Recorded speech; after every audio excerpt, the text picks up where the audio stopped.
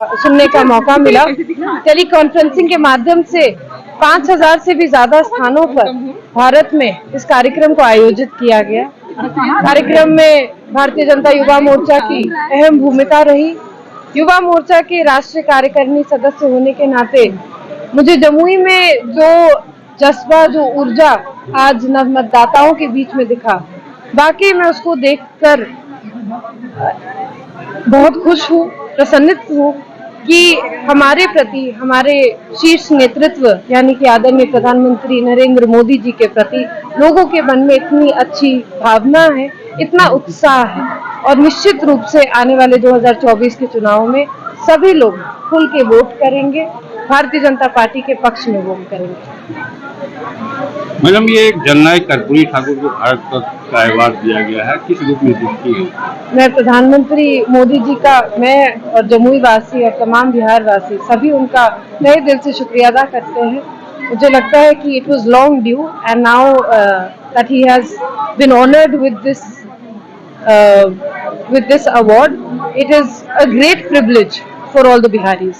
लालू प्रसाद का कहना है कि अवार्ड लोकसभा चुनाव के मद्देनजर दिया गया, ये काम उनको पहले करना चाहिए था, क्योंकि लोकसभा चुनाव नजदीक है, इसलिए वोट की राजनीति को लेके कर्पूरी ठाकुर को भारत रत्न दिया गया। देखिए, निश्चित रूप से मुझे लगता है कि लालू जी सिर्फ एक चीज को देख रहे हैं, बाकी चीजों को नहीं देख रहे हैं। मुझे लगता है कि जब से 2014 से भारतीय जनता पार्टी की केंद्र में सरकार बनी है और आदरणीय प्रधानमंत्री मोदी जी प्रधानमंत्री जी की कुर्सी पर बैठे हैं, तब से भारत में चौमुखी विकास का कार्य चल रहा है। चाहे वो सांस्कृतिक धरोहर को मजबूत करना हो, इंफ्रास्ट्रक्चर को मजबूत करना हो, या ऐसे लोग जिनको भारत भूलते जा रहा था, नई पीढ़ी भूलते जा रही थी, उनको एक नई ऊर्जा के साथ लेकर आना, उनको सम्मान देना, उनको अवार्ड्स देना, ये कार्य पिछले 9 साल से चल रहा है। और राजनीति है तो निश्चित रूप से लोकतंत्र की कुछ व्यवस्था है कि वोट के ऊपर आधारित ही है, लेकिन क्योंकि लालू जी के मन में है कि उनके वोट उनको नहीं मिलके अब प्रधानमंत्री मोदी जी को मिल रहे हैं, तो इसी तरह से विपक्ष में रहने की वजह से वो ये सब बातें करते हैं। ममता बनर्जी कह रही है कि हम अकेले चुनाव लड़ेंगे बंगाल में, इंडिया गठबंधन का क्या हो? देखिए, इंडिया गठबंधन जो INDA अलायंस था, गठबंधन था, ये तो मैं शुरुआत से कहते आ रही हूँ कि नेतृत्वहीन गठबंधन था। ये कभी भी इसका कोई लीडर नहीं था, इसका कोई दिशा नहीं था, कोई निर्देश नहीं था।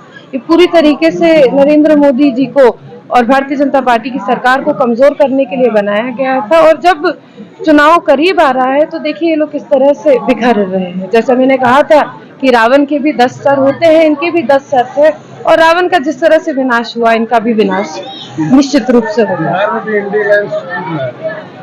देखिए, बिहार में क्या, भारत में INDA अलायंस टूट रहा है।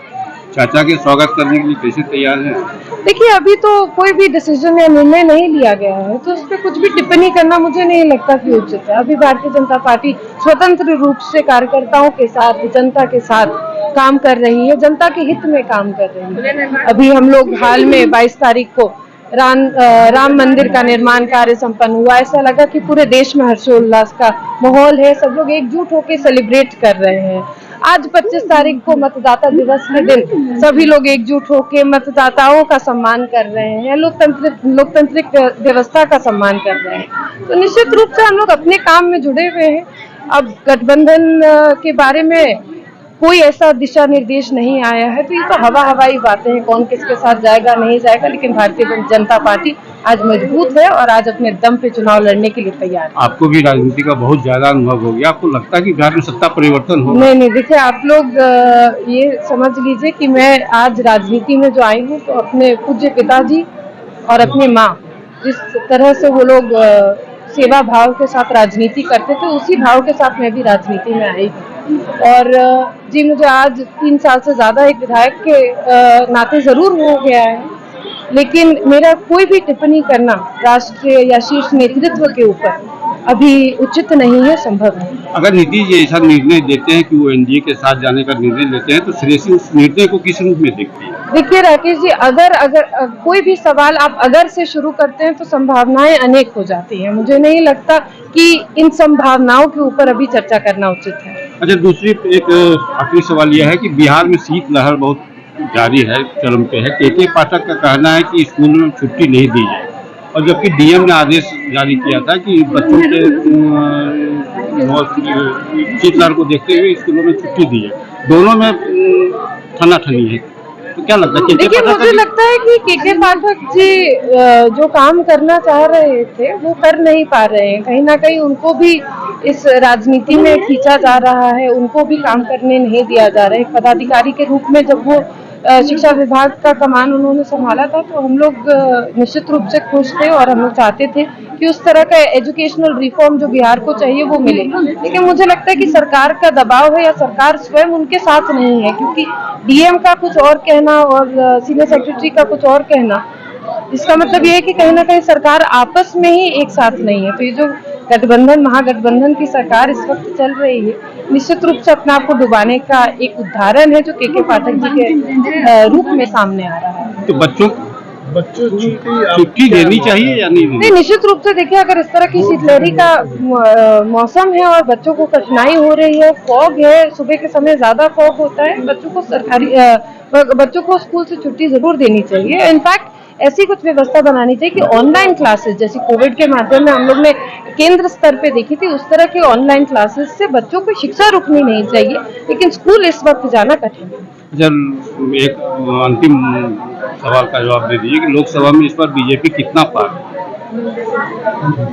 अब की बार 400 पार, अब की बार 400 पार, अब की बार 400 पार।